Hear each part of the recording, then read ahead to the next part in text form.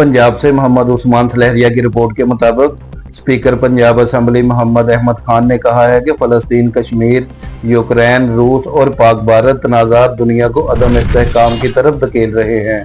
इनका कहना था कि मसनूई ज़हानत AI की गैर अखलाकी और हरासानी पर मबनी इस्तेमाल को रोकने के लिए फौरी कवानीन साजी नागज़ीर हैं। बसूरत दीगर इनसे इंतहाई खतरनाक नताइज सामने आ सकते हैं।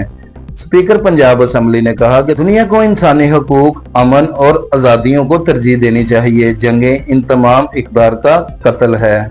ये बात इन्होंने पाकिस्तान में महफूज और जामिया मीडिया मौके चैलेंजेस मुस्तकबिल का लाएअमल के मौजू पर मुनक्दा तकरीब से खिताब करते हुए कही। गजा की सूरत हाल पर बात करते हुए इन्होंने कहा कि गजा में खानदानों के खानदान शहीद हो रहे हैं, स्कूल और हस्पताल तबाह कर दिए गए हैं, खुराक का बहरान पैदा हो चुका है। इसराइल के हमले को दफा और फलस्तीनियों के दफा को दहशतगर्दी करार देना दुनिया के दोहरे मेयार की अक्कासी है। पाक भारत कशीदगी पर इजहार ख्याल करते हुए मलक मोहम्मद अहमद खान ने कहा, जंगी माहौल में भारतीय मीडिया ने जुनून भड़काया।